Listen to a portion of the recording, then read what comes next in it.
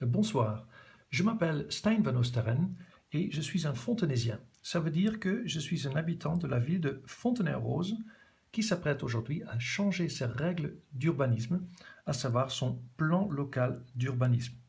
Et les fontenaisiens peuvent réagir au projet de PLU qui est actuellement consultable à la mairie de Fontenay-aux-Roses jusqu'au 13 décembre 2016. Il vous reste donc seulement quelques jours pour exprimer votre avis. Et dans cette vidéo, je vais faire un zoom sur ce que dit le PLU sur une question très importante, à savoir, quand on construit quelque chose, combien de mètres carrés d'espace vert doit-on laisser? Et c'est une question importante parce que plus on diminue le nombre de mètres carrés d'espace vert, plus on augmente le nombre de mètres carrés de béton. Et comme en général le béton est moins agréable à regarder que les espaces verts, il faut trouver le juste équilibre. Et c'est ça qu'on va faire dans cette vidéo. Donc, concrètement, que dit le PLU sur le minimum de mètres carrés d'espace vert qu'on doit laisser? Alors, je vais me concentrer sur deux zones dans ce plan local d'urbanisme qui est divisé en plusieurs zones qui ont chacune leurs règles. Moi, je vais me concentrer sur le centre, sur cette zone rouge qui s'appelle la zone UA, ça veut dire centre-ville, et sur le cœur de la ville, qui est cette zone qui s'appelle UARU, ça veut dire renouvellement urbain, parce qu'il va se passer beaucoup de choses dans cette zone.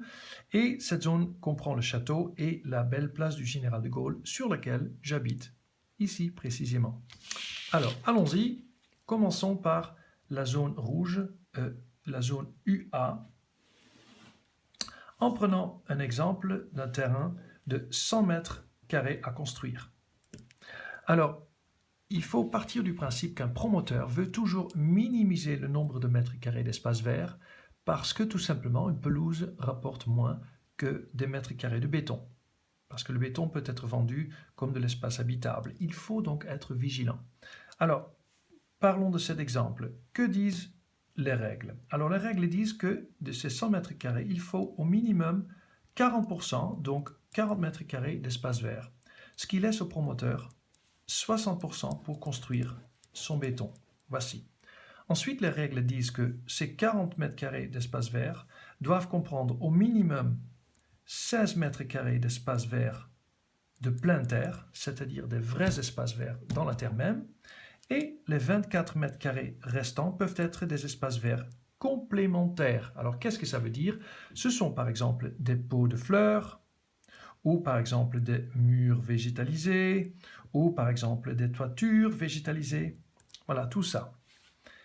Alors, pour la zone UA, il faut savoir qu'une règle précise que les espaces verts complémentaires doivent avoir une profondeur minimum de 70 cm. Et pour ça, ne sont pas pris en compte les murs végétalisés parce qu'ils n'ont pas cette profondeur de 70 cm. Alors, ensuite, je vais vous expliquer une bizarrerie dans le règlement qui fait que ces 24 mètres carrés minimum d'espace vert complémentaire sont en réalité 30. Alors pourquoi? C'est parce que quand un promoteur veut effectivement remplir 24 mètres carrés avec des espaces verts complémentaires, il doit appliquer ce qu'on appelle un coefficient de biotope de 0,8. Qu'est-ce que ça veut dire? Ça veut dire que 1 mètre carré d'espace vert complémentaire, de faux donc, vaut seulement 0,8 mètres carrés d'espace vert de pleine terre, de vrai. Parce que les pots de fleurs, ça vaut moins que les espaces verts vrais. Donc, concrètement, quand un promoteur veut remplir 24 mètres carrés avec ses pots de fleurs, il doit corriger ce chiffre en le revoyant à la hausse. Pour corriger le fait qu'ils ne mettent pas des vrais espaces verts, mais seulement des toitures végétalisées, par exemple. Et il peut faire ça en multipliant ce chiffre de 24 mètres carrés par 1 divisé par 0,8, ce qui donne un total non pas de 24 mètres carrés, mais de 30 mètres carrés. Ça fait donc plus. Alors la conséquence pour son projet est que ces 100 mètres carrés vont se distribuer de la façon suivante. Il y aura toujours 16 mètres carrés minimum d'espace vert de pleine terre. Toujours. Ensuite, il y aura non pas 24, mais 30 mètres carrés d'espaces verts complémentaires, ce qui donne un total de 46 mètres carrés d'espace vert au lieu de 40, ce qui laisse au promoteur un total de 54 mètres carrés à construire.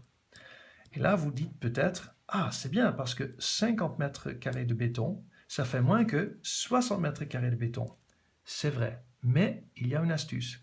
Parce que ce promoteur, il peut très bien faire une construction, non pas de 50 mètres carrés, ni de 60 mètres carrés, mais de 84 mètres carrés, à savoir 54 plus 30, à condition qu'il remplisse 30 mètres carrés de son toit avec des pots d'une profondeur minimum de 70 cm. Ce qui veut dire que sur son terrain de 100 mètres carrés, il reste seulement 16 mètres carrés d'espace vert. Alors, ça fait donc un peu moins que les espaces verts prescrits par le PLU. Alors, au vu de cette analyse, il faut, je pense, se poser deux questions. Première question, est-ce qu'il ne vaut pas mieux préciser dans le PLU que les espaces verts minimum autorisés doivent être obligatoirement des espaces verts de plein air? C'est la première question. Et deuxième question, est-ce que vous trouvez que 40% est suffisant? Surtout si on peut, en respectant bien la règle, diminuer 40 jusqu'à 16. Voilà, c'est la deuxième question à vous poser. Alors ensuite, je vais me concentrer brièvement sur la deuxième zone, le cœur du cœur de la ville, la zone UARU. Et là, c'est beaucoup plus simple. La zone UARU. Parce que là, les règles disent simplement que de votre terrain de 100 mètres carrés, il faut qu'au moins 25%, donc 25 mètres carrés, doivent être des espaces verts. Ce qui laisse au promoteur 75 mètres carrés pour construire. Mais le projet de PLU ne précise pas si ces espaces verts doivent être des espaces verts complémentaires ou des espaces verts de plein air, c'est-à-dire du vrai. Là, il se pose encore deux questions, je pense. Première question, est-ce qu'il ne vaut pas mieux, dans le PLU, préciser que ces 25% minimum d'espaces verts doivent être obligatoirement des espaces verts de plein air, c'est-à-dire du vrai? Parce que sinon, si on accepte des pots de fleurs au sein de ce petit pourcentage, il ne va plus rester beaucoup d'espace vert pour respirer. Première question. Deuxième question, est-ce que vous trouvez que 25% d'espace vert est suffisant? Voilà, à vous de vous exprimer, chers fontenaisiens, par rapport à ces 4 questions que je viens d'expliquer. Et vous pouvez faire ça en allant sur le site web de la ville de Fontenay-aux-Roses ou en cherchant simplement sur Google, en tapant PLU, Fontenay-aux-Roses et enquête publique.